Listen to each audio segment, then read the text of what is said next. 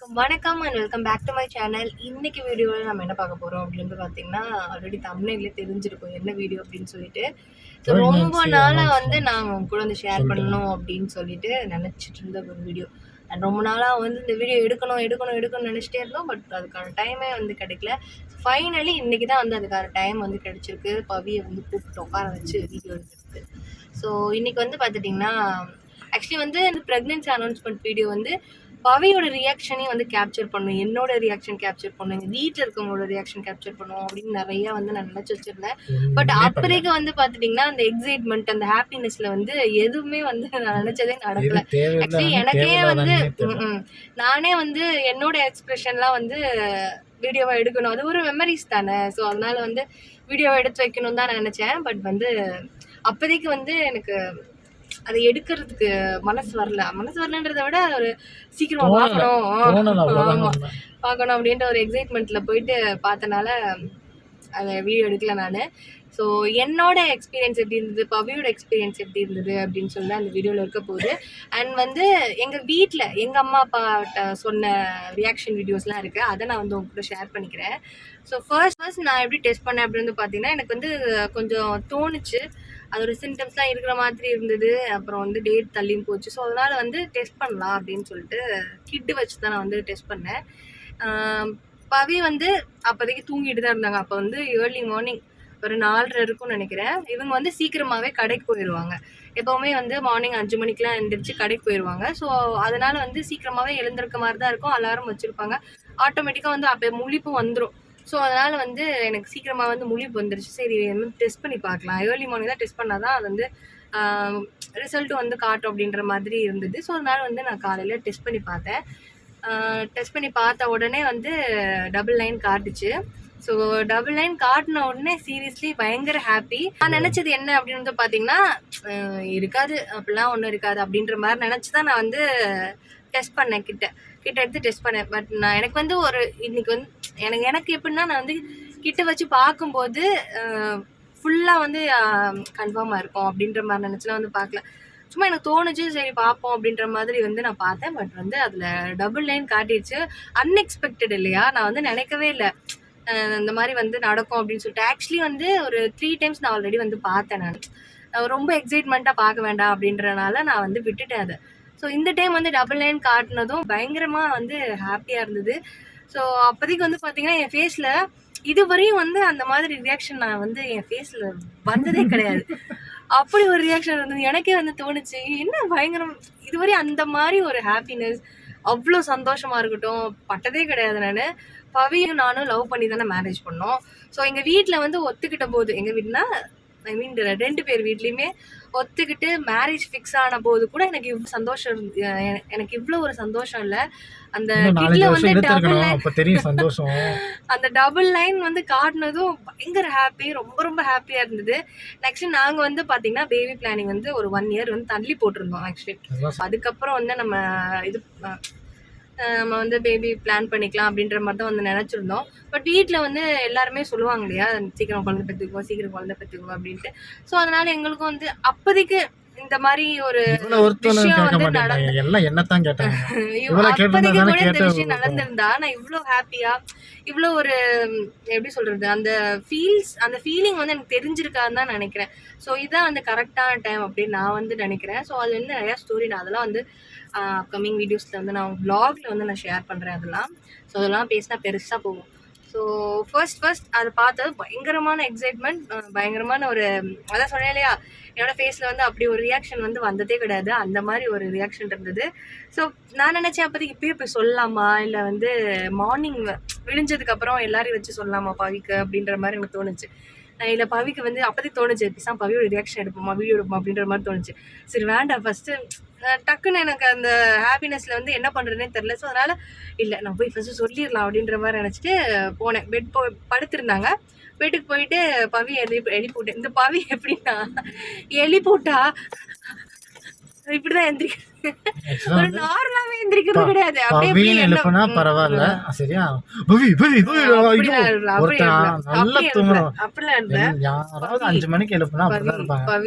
எழுப்பினேன். என்ன அப்படின்னா, என்ன எந்திரிச்சா அழுதுட்டு இருக்கா, போச்சுல நம்ம தான் எத்தி கீழே தள்ளி விட்டோமோ, ஹாப்பி டேஸ் அது.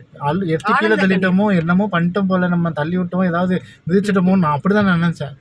அப்புறம் கிட்ட கையில கொடுத்தா. ஆக்சுவலி பவி தான் வந்து கிட்ட வாங்கிட்டு வந்திருந்தாங்க. அந்த டெஸ்ட் பண்ணும்போது நானும் இருப்பேன். ஸோ நீ மட்டும் டெஸ்ட் பண்ணாத அப்படின்னாங்க. அதை நான் வந்து முன்னாடி போய் டெஸ்ட் பண்ணிட்டேன் எல்லாத்துலயும். ஸோ சொன்னதுக்கு அப்புறம் நீ சொல்லு. அப்புறம் வந்து சொன்னோடனே உண்மையா எல்லா படத்துலயும் அப்படின்னா உண்மையாவா அப்படின்னு இருந்துச்சு. படமே பார்க்க கூடாது, படத்துல ஒரு ரியாக்ஷன் மாதிரி பண்றது அப்படின்னாங்க. அப்படின்னோடனே அப்புறம் சரி சந்தோஷமா இருந்துச்சு. அப்புறம் 2 பேரும் வந்து ரொம்ப ஹாப்பியா, அப்பா லைஃப்பில் ஃபுல்ஃபில் ஆயிடுச்சு, நம்ம பேபியை எப்படியாவது பெற்றெடுத்துட்டா போதும் அப்படின்ட்டு அன்னைக்கு வேகமாகவே எந்திரிச்சாச்சு. காலையில் வரைக்கும் தூங்கலை, 2 பேரும் உட்காந்து.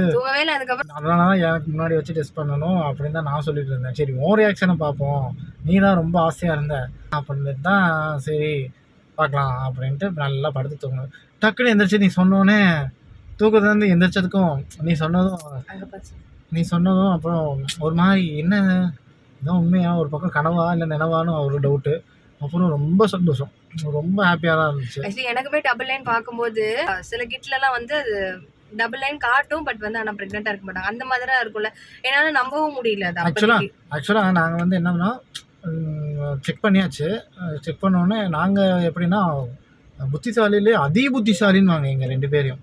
ஏன்னா ஆக்சுவலாக ஒன் வீக் தான் ஆயிருக்கு.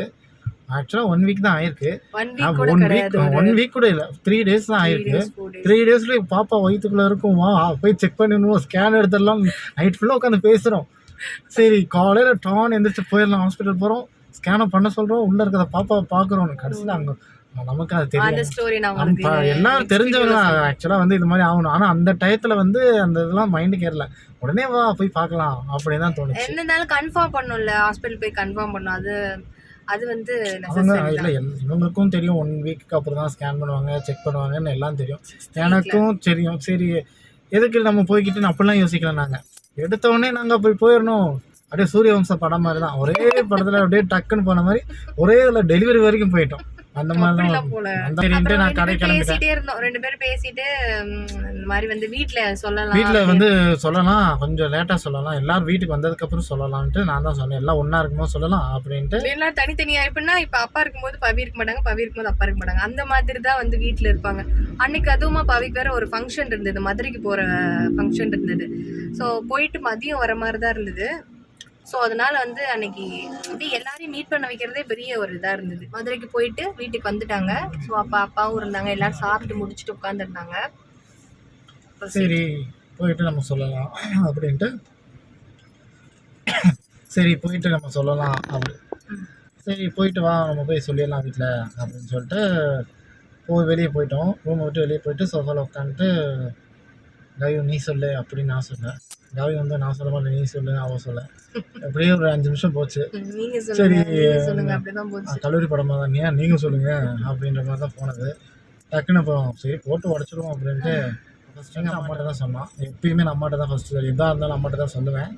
அதே மாதிரி தான் அம்மாட்ட ஃபஸ்ட்டு சரி போனோடனே அம்மா இருந்தாங்க. அம்மாட்ட வந்துட்டு அம்மா நீங்கள் வந்து பாட்டி ஆகிட்டீங்கம்மா அப்படின்னு. என்னப்பா அப்படின்னாங்க. ஆமாம்மா நீங்கள் பாட்டி ஆகிட்டீங்க அப்படின்னோடனே அப்படியே ஐயோ ரொம்ப சந்தோஷம் அப்படின்னு சொல்லிட்டு அம்மா வந்துட்டு அப்படின்னாங்க. அப்படியே காய் வந்து ஆனந்த கண்ணி விட்டு அப்படியே அப்படின்னு பண்ணேன். அப்புறம் ஆமாத்த அப்படின்னு சொன்னேன். அதுக்கப்புறம் வந்து ரொம்ப சந்தோஷம் அப்படின்னாங்க. ஏன்னா 1 இயர் தள்ளி வேற போட்டிருந்தோம் இல்லையா, ஸோ அதனால வந்து ரொம்ப சந்தோஷம் அப்படின்னாங்க. ஸோ அதுக்கப்புறம் வந்து அப்படியே உட்காந்துட்டே இருந்தோம். அப்புறம் எதுவும் நானும் எதுவும் பேசல, பவி எதுவும் பேசல, அது எதுவும் பேசல. அதுக்கப்புறம் வந்து அப்பா வந்தாங்க, அப்பா ரூம்ல இருந்து வெளியே வந்தாங்க. வெளியே அப்பா நீங்க தாத்தாவை போறீங்க அப்படின்னா அப்படியா சந்தோஷம்ப்பா அப்படின்ட்டு நல்லபடியாக ஒரு பொண்ணை பெற்று கொடுங்க அப்படின்னு சொல்லிட்டாரு. டக்குன்னு எடுத்தோன்னே சரி கண்டிப்பாக பொண்ணு தான் பிறக்க போகுது, அது எல்லாருக்கும் தெரியும். காவிக்கு மட்டும் ஆனால் பையன் பிறக்கணும்னு ஆசை. அப்புறம் எங்கள் அக்கா அவங்க வீட்டில் தான் இருந்தாங்க. அப்புறம் அவங்ககிட்டையும் போயிட்டு கார்த்திக் பட் நீங்கள் அத்தையாக போகிற அப்படின்னா அவங்களும் சரி டேய் எப்படா சொல்லவே இல்லை பார்த்தியா அப்படின்னாங்க. இப்போ தான் இன்றைக்கி தான் பார்த்தோம் அப்படின்னு சொல்லிட்டு அப்புறம் சரி எல்லாம் நல்லா பார்த்துக்குங்க அப்படின்னு சொல்லி கொஞ்சம் நேரம் அட்வைஸ் பண்ணாங்க எல்லாம் சேர்ந்துட்டு. சரி அப்படின்ட்டு அப்படியே அன்றைக்கி டே ஃபுல்லாக அப்படியே போய் எல்லாருமே பயங்கர ஹாப்பி. அன்னைக்கு ரொம்ப ரொம்ப ஹாப்பி, ரொம்ப எல்லாருமே சந்தோஷமாக இருந்தாங்க. ஸோ அதுக்கப்புறம் வந்து கொஞ்ச நேரம் கழிச்சு நாங்கள் ஹாஸ்பிட்டல் போயிட்டு வந்துடுறோம் அப்படின்னு சொன்னோம். நானும் பவியும் போய் செக் பண்ணிட்டு வந்துடலாம் அப்படின்ட்டு.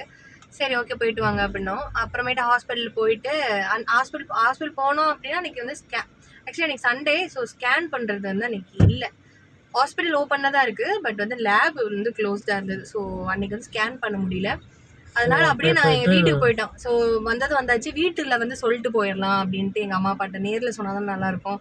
ஸோ வீட்டில் வந்து சொல்லிட்டு போயிடலாம் அப்படின்ற மாதிரி நினச்சி நாங்கள் வந்து வீட்டுக்கு போயிட்டு அதையாவது நம்ம கேப்சர் பண்ணலாம் அப்படின்ட்டு அங்கே எல்லார்கிட்டையும் சொன்னதெல்லாம் வந்து நான் வீடியோவாக எடுத்தேன். ஸோ அதை வந்து நான் கூட ஷேர் பண்ணிக்கிறேன். அது வீடியோ பார்த்துக்குங்க, அதாவது தான் நல்லாயிருக்கும். நாங்கள் சொல்கிறத விட வீடியோ பார்த்தா நல்லாயிருக்கும்.